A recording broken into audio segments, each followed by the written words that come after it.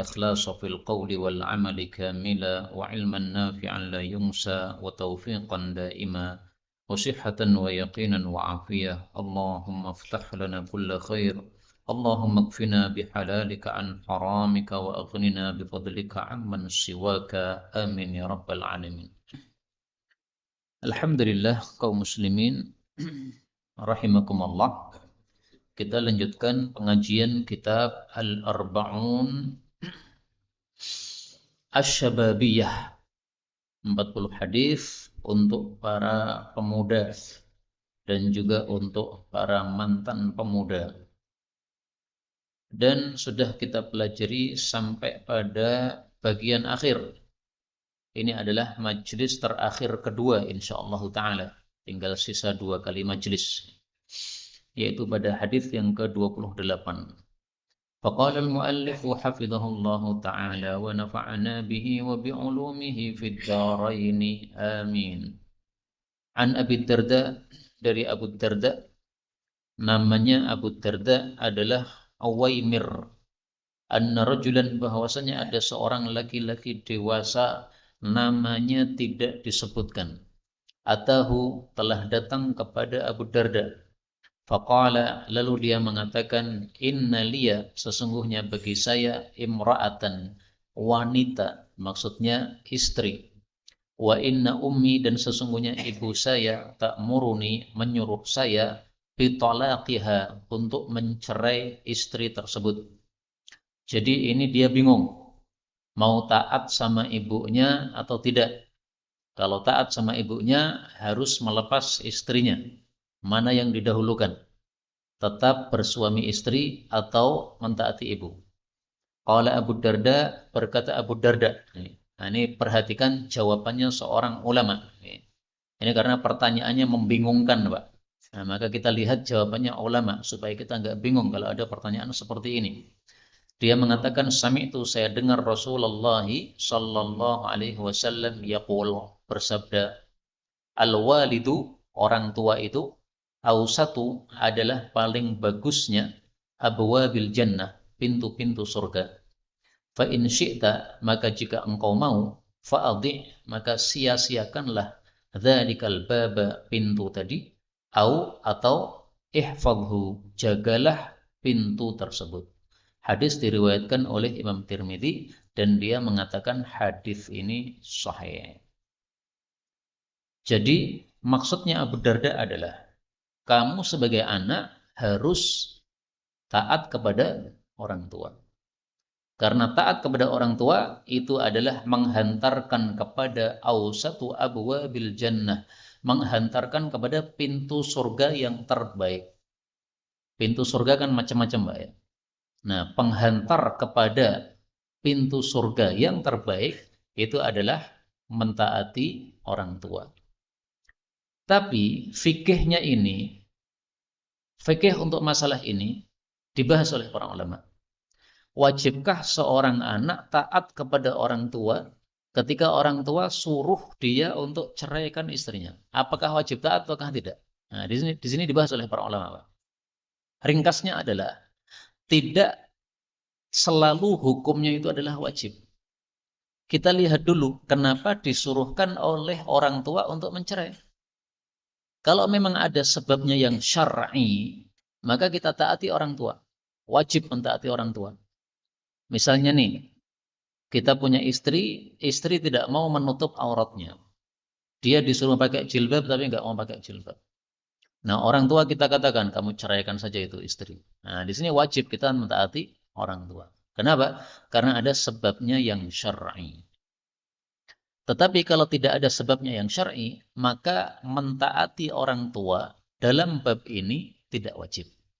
Berdasarkan kaidah umum, di mana Rasul sallallahu alaihi wasallam bersabda, la ta'ata li makhluqin, tidak ada ketaatan kepada makhluk fi ma'siyatillah, ketika perkaranya adalah termasuk perkara yang durhaka kepada Allah Subhanahu wa taala. Suami istri ini hukum asalnya tidak boleh cerai.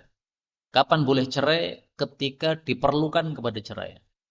maka cerai tanpa ada sebab sama sekali, ini termasuk sesuatu yang tidak diperbolehkan.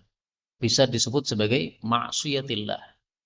Disebut dalam hadis yang lain, dzawaqin. Orang yang suka mencicipi seorang perempuan. Udah dicicipi, diceraikan. Terus menikah lagi, sudah dicicipi, ceraikan. Menikah lagi, sudah dicicipi, ceraikan. Nah, dzawaqin seperti itu sifatnya orang-orang munafik. Maka tidak diperbolehkan. Sehingga kalau tidak ada uzur yang syar'i untuk menceraikan istri tersebut, maka tidak wajib untuk mentaati orang tua. Misalnya orang tua ini nggak senang, nggak suka karena mantu perempuannya ini pakai cadar misalnya. Maka disuruh menceraikan. Ini mantumu ini pakai cadar, ceraikan saja karena dia pakai cadar. Ini bukan satu uzur yang syar'i. Apakah wajib menceraikan? Tidak wajib sama sekali. Maka hadis ini tadi ya, jangan dipahami secara mutlaknya, tapi pahamilah sebagaimana pemahaman para ulama-ulama kita rahimahumullahu ta'ala. Ada satu kasus yang semisal ini. Seseorang bertanya kepada seorang ulama, saya disuruh oleh ibu saya untuk menceraikan istri saya. Maka jawaban ulama tadi dua. Kamu disuruh oleh Allah untuk birrul walidain, taat kepada orang tua. Maka hendaklah kamu birrul walidain. Tapi kalau bisa jangan ceraikan istrimu. Nah, jadi gimana maksudnya? Gabungkan antara kedua-duanya. Kalau bisa tidak usah menceraikan istri karena cerai itu sesuatu yang tidak disukai oleh Allah Subhanahu wa taala. Tetapi kalau bisa juga dengan kamu tidak mencerai istrimu, kamu tetap birrul walidain. Nah, kalau bisa digabungkan. Apa sih sebabnya orang tua suruh kita mencerai istri? Mungkin karena ada tingkahnya istri yang tidak disukai orang tua. Nah, kalau begitu, tingkah yang tidak disukai ini dibenarkan. Kalau tingkahnya sudah dibenarkan, orang tua sudah tidak minta untuk cerai lagi. Nah, ini menggabungkan antara dua maslahat. Menggabungkan dua maslahat lebih bagus daripada kita mengambil satu maslahat saja. Kemudian kata-kata al-walid, itu artinya adalah orang yang melahirkan. Sehingga walid itu mencakup bapak dan ibu. Karena yang hakikatnya melahirkan itu adalah ibu. Tapi ibu tidak akan melahirkan kecuali ada bapak. Nah, maka al-walid ini mencakup bapak maupun ibu. Jadi mentaati bapak atau mentaati ibu itu adalah menghantarkan kepada awsatu abwabil jannah, pintu jannah yang terbaik. Kita lanjutkan hadis 29. An ba'dit tabi'in, dari sebagian tabi'in. Tidak disebutkan namanya. Radhiyallahu anhum. Annahu qala, bahwa dia mengatakan, man da'a, barang siapa yang berdoa li abawaihi, untuk kebaikan kedua orang tuanya, fi kulli yaumin, pada setiap hari, khamsa marratin, 5 kali, faqad, maka sungguh ada telah menunaikan haqqahuma, hak kedua orang tua tersebut. Jadi dihasungkan kepada para pemuda, demikian juga mantan pemuda, untuk mendoakan minimalnya setiap harinya untuk orang tua 5 kali. Paling gampang dipraktekkan setelah selesai sholat. Atau pas kita sholat wajib itu. Dalam sujud kita pilih 1 kali sujud untuk doa kepada orang tua. Rabbighfirli wali walidayya warhamhuma kama rabbayani shaghira. Kalau orang tuanya muslim. Kalau orang tuanya tidak muslim, maka kita doakan untuk mendapatkan hidayah. Kalau belum wafat.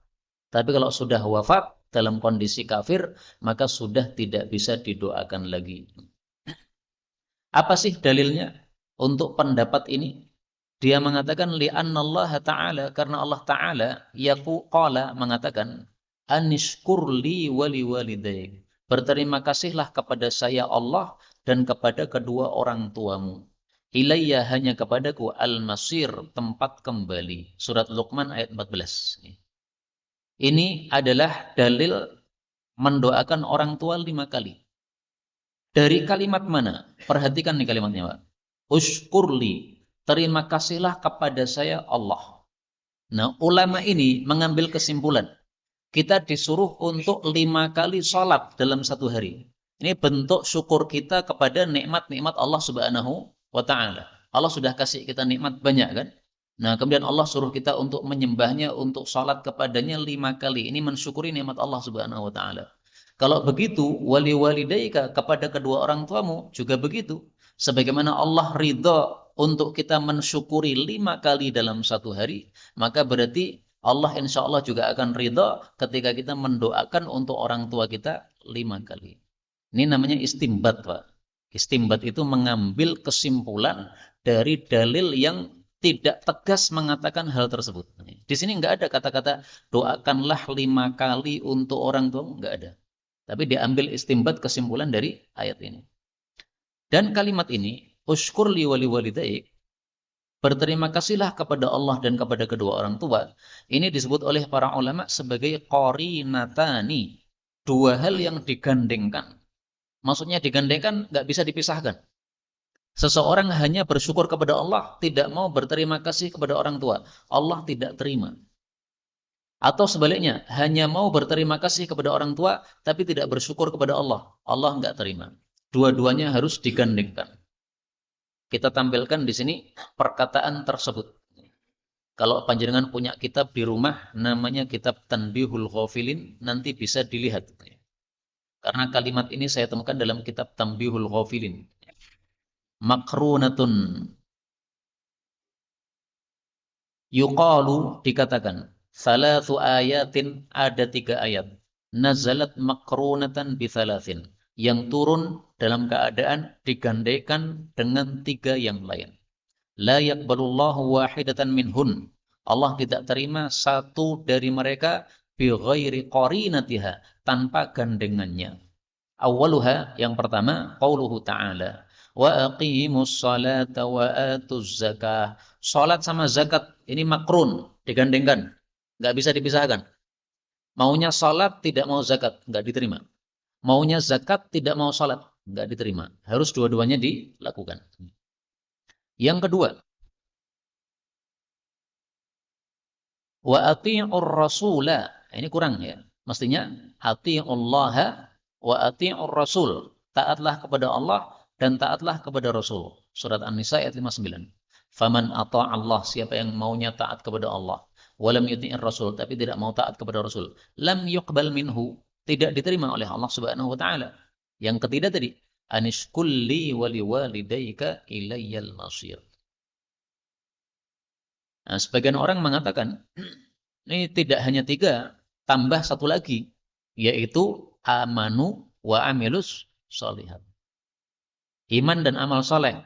Iman tidak diterima kecuali ada amal soleh. Amal soleh tidak diterima kecuali ada iman.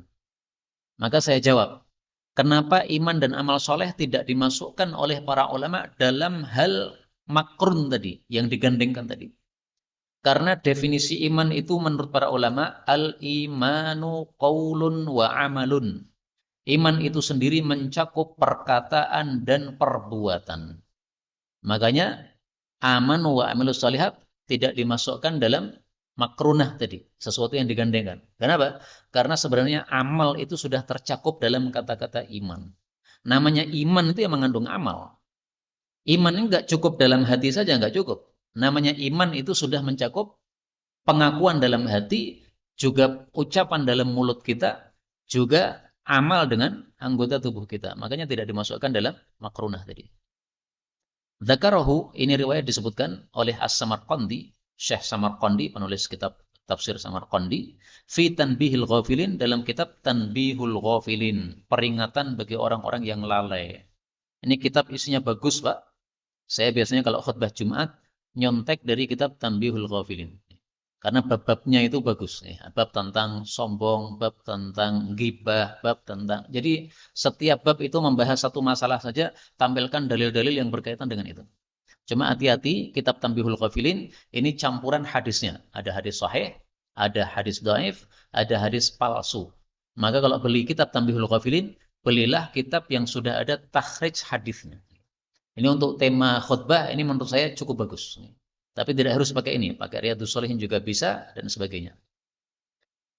Kemudian satu hal yang perlu diperhatikan di sini, qala, Allah Ta'ala mengatakan. Nah, di sini beliau tidak menambahkan a'udzu billahi minasyaitonir rajim. Dan sudah sering saya sampaikan bahwa menurut para ulama kita rahimahumullahu ta'ala, kalau kita mengatakan Allah berkata, kemudian a'udzubillahi minasyaitonirrajim, ini satu kesalahan. Kesalahannya dari dua sisi. Sisi yang pertama, tidak sesuai sunnah baginda Rasulullah sallallahu alaihi wasallam.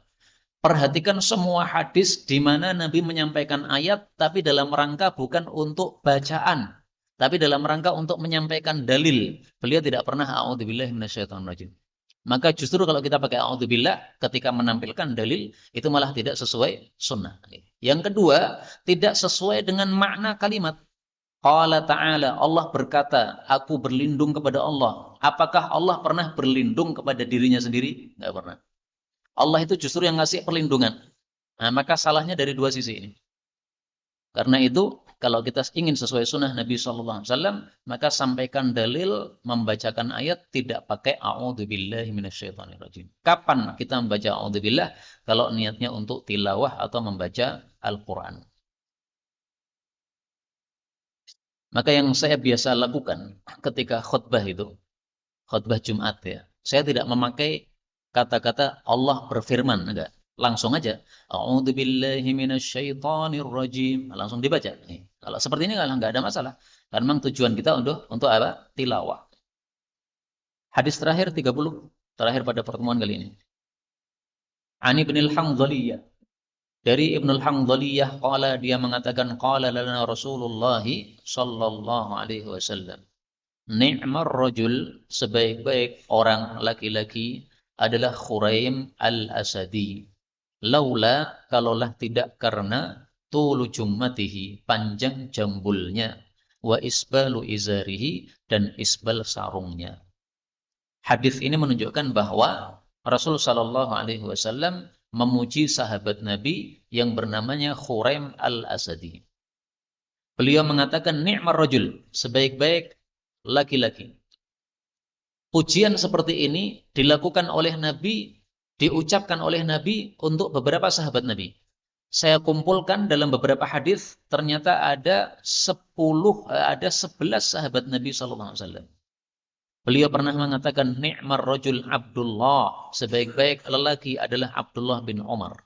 Beliau pernah mengatakan sebaik-baik laki-laki adalah Abu Bakar, Umar, Abu Ubaidah bin Jarrah, Usaid bin Hudair, Thabit bin Qais, Mu'adz bin Jabal, Mu'adz bin Amr bin Jamuh, Suhail bin Bayda. Kemudian ada juga hadis tetapi dhaif, sebaik-baik orang adalah Abu Darda. Hadisnya dhaif karena mursal. Yang terakhir, Rasulullah mengatakan, ni'ma Abdullah, sebaik-baik hamba Allah adalah Khalid ibnul Walid. Jadi Nabi pernah mengatakan ni'mar rajul atau yang sejenis dengannya sampai untuk 11 orang. Ini menunjukkan apa? Rasulullah menampilkan fadilahnya para sahabat-sahabat beliau. Ini orang baik, ini orang baik, ini orang baik, ini orang punya fadilah ini orang punya fadilah ini orang punya fadilah ini. Jadi disunnahkan untuk melakukan seperti ini. Kalau ada sahabat-sahabat kita yang memiliki kelebihan dalam bab tertentu, tampilkan. Supaya kelebihan itu bisa bermanfaat untuk orang lain. Mana mungkin kita tahu seseorang punya kelebihan kalau tidak ditampilkan kelebihan itu. Banyak teman-teman kita ini yang sebenarnya punya kelebihan. Dalam bab dunia maupun agama sama aja sebenarnya. Misalnya dia ahli dalam bab kelistrikan misalnya, ditampilkan. Supaya orang pada tahu semuanya, oh ini ahli listrik dia. Sehingga sahabat-sahabat yang lain yang membutuhkan kelistrikan tinggal menghubungi orang tersebut. Nah, seperti ini termasuk apa? Kita melakukan sunnah baginda Rasul sallallahu alaihi wasallam kalau memang tujuan kita untuk diniatkan mengikuti sunnah beliau. Faedah yang kedua, hadis ini menunjukkan bahwa panjangnya rambut dan isbalnya sarung adalah sesuatu yang tercela. Makanya Rasulullah mengatakan, kalau dia ini rambutnya tidak panjang dan sarungnya tidak isbal, dia sebaik-baik orang. Tapi gara-gara rambutnya panjang dan sarungnya isbal, maka tidak menjadi apa? Sebaik-baik orang. Tapi apakah rambut panjang itu haram? Tidak haram. Hanya saja lebih bagus rambut pendek daripada rambut panjang. Ini saya tidak sedang menyindir rambut panjang loh, karena ada yang di sini teman kita rambutnya panjang. Ya. Saya tidak menyindir, tidak. Tapi saya cuma bacakan hadisnya. Maka ringkasnya begini, panjenengan rambut panjang boleh, rambut pendek juga boleh. Tapi lebih utama rambut pendek. Kalau lebih utama rambut panjang, Nabi tidak akan menyindir atau menyebutkan rambut panjangnya khurem. Tidak akan. Nah, begitu mendengar hadis ini, fabalagha dzalika Khuraiman. Hal itu sampai kepada Khuraim, fa'ajila, maka dia bersegera. Fa'akhadha syafrah, dia ambil pisau, faqata'a biha jummatah, dia potong dengan pisau tadi jambulnya, ila udhuneh, sampai kedua telinganya, pendek. Wa rafa'a izarah, dan dia angkat sarungnya, ila angsafi saqaih, sampai ke tengah-tengah betisnya. Hadis riwayat Abu Dawud. Dari sini kita ambil pelajaran betapa cepatnya para sahabat Nabi Sallallahu Alaihi Wasallam mengamalkan sunnah-sunnah baginda Rasulullah Sallallahu Alaihi Wasallam. Bandingkan dengan kita. Kita ini tidak hanya lambat mengamalkan sunnah Nabi, tapi menjauh dari sunnah Rasulullah Sallallahu Alaihi Wasallam. Coba kita daftar sunnah Nabi yang sudah kita lakukan berapa? Sunnah Nabi yang belum kita lakukan berapa? Nanti akan tersingkap bahwasanya ternyata banyak sunnah-sunnah Rasul Sallallahu Alaihi Wasallam yang belum kita amalkan. Ini introspeksi diri sendiri aja ya, nggak usah melihat kepada orang lain, karena masing-masing kita pasti punya kekurangan-kekurangan dalam hal penerapan terhadap sunnah baginda Rasul Sallallahu Alaihi Wasallam. Satu hal sebagai penutup, sebagian orang salah paham. Salah pahamnya gara-gara kurang ilmu. Mereka mengatakan bahwasanya rambut panjang adalah sunnah baginda Rasulullah Sallallahu Alaihi Wasallam. Kalau seseorang rambutnya panjang karena suka rambut panjang, nggak masalah. Yang bermasalah adalah kalau dia memanjangkan rambut dan meyakini sebagai apa? Sunnah Rasul. Nah, itu yang parah kayak begitu. Parahnya kenapa? Karena berarti dia itu jahlun murakkabun. Bodohnya tumpuk. Bodoh itu ada dua macam. Ada jahlun murakkab, bodoh yang tumpuk. Ada jahlun basit, bodoh yang biasa aja. Bodohnya satu. Kapan disebut jahlun basit? Ketika kita tidak tahu dan sadar kita nggak tahu. Kamu tahu nggak masalah ini? Oh, saya nggak tahu. Nah, itu jahlun basit, biasa itu. Kapan disebut jahlun murakkab? Ketika kita menganggap sesuatu yang benar sebagai sesuatu yang salah, atau sesuatu yang salah sebagai sesuatu yang benar. Nah, itu berarti jahlun murakkab. Karena kita salahnya dua kali. Salah memahami sesuatu, kemudian salah meyakini sesuatu. Saya tampilkan di sini apa yang dijadikan dalil oleh orang-orang bahwasanya sunnah Nabi rambutnya panjang. Mari kita tampilkan dalilnya. Ghadair. Hadis riwayat Ibnu Majah kalau tidak salah. Riwayat Ibnu Majah, juga riwayat Abu Dawud, juga riwayat Tirmidzi. An Ummi Hani, dari Ummi Hani, qalat, dia mengatakan, qadima, telah datang Rasulullah sallallahu alaihi wasallam Makkah, kau kota Makkah, walahu, sementara beliau memiliki arba'u ghadair, 4 kelabang rambut. Jadi rambutnya Nabi panjang sampai di kelabang 4. Maka inilah yang dijadikan dalil oleh orang-orang yang suka memanjangkan rambut dengan meyakini inilah sunnah baginda Rasulullah SAW. Dia salah 2 kali. Salah pertama, memahami ini sebagai sunnah Rasul SAW. Padahal perbuatan Nabi itu oleh para ulama dibagi beberapa macam. Ada perbuatan Nabi yang dilakukan sebagai manusia biasa. Misalnya Nabi pipis, Nabi makan, Nabi minum. Karena memang manusia butuh makan, minum, pipis. Apakah berarti kalau kita pipis itu berarti kita melakukan sunnah Nabi SAW? Tidak. Kita melakukan adat manusia. Manusia butuh seperti itu. Jadi ketika kita pipis, tidak usah diniatkan saya pipis karena mengikuti sunnah Nabi. Enggak ada sunnah Nabi pipis, itu enggak ada. Nabi pipis karena memang manusia beliau. Seandainya beliau malaikat nggak perlu pipis. Tapi karena beliau adalah manusia maka beliau pipis. Nah, adapun adabnya pipis, nah itu yang diajarkan oleh Rasulullah SAW. Rasulullah mengajarkan kalau pipis kamu duduk. Nah, duduknya kita itu, posisi adab duduk kita pas pipis, itulah yang disuruhkan oleh Nabi SAW. Maka bukan pipisnya tapi adabnya yang kita lakukan. Terus kesalahan yang kedua, Dia mengira bahwasanya Rasulullah itu selalu rambutnya panjang sehingga kelabangan terus seperti ini. Ini salah. Coba kamu baca semua hadis Nabi. Kapan Nabi rambut panjang, kapan Nabi gundul, kapan Nabi rambut pendek. Kumpulkan semuanya. Kalau sudah terkumpul semuanya, kamu perhatikan, lebih sering gundul, atau lebih sering panjang, atau lebih sering pendek. Baru bisa menyimpulkan mana sunnah baginda Rasulullah SAW. Sehingga orang yang mengatakan sunnah Nabi rambut panjang, itu sama dengan orang lain yang mengatakan sunnah Nabi gundul. Salah kabeh. Oh, gundul itu Nabi pernah. Rambut panjang Nabi juga pernah. Rambut pendek Nabi juga pernah. Nah, tapi yang paling sering Nabi SAW itu rambutnya adalah pendek. Lebih sering pendek daripada panjang. Dan lebih sering pendek daripada gundulan. Gundulan itu dilakukan oleh Nabi ketika umrah atau ketika haji. Itu ketika apa? Tahallul itu. Kemudian satu tambahan lagi ya. Hadis ini meskipun derajatnya hasan menurut Imam At-Tirmidzi, tapi sebenarnya ada masalah. Qala Muhammadun, berkata Imam Bukhari, la a'rifu li Mujahidin sama'an min Ummi Hani. Sepengetahuanku, Mujahid tidak mendengar hadis ini dari Ummi Hani, alias sanadnya putus. Jadi hadis ini ma'lul. Ma'lul itu apa? Ada cacatnya. Cacatnya yaitu ada keterputusan sanad. Ya. Meskipun ya Syekh Albani mengatakan sahih, oke lah. Tapi tetap saja ada ilat atau apa namanya cacat pada hadis tersebut. Sehingga tidak sangat begitu kuat sebenarnya hadis ini untuk sebagai dalil. Inilah yang dapat kita pelajari pada pertemuan kali ini. Betul dari Allah. Kalaupun ada salahnya, fa astaghfirullahaladzim li wa lakum. Alhamdulillahirabbil alamin. Kalau ada pembahasan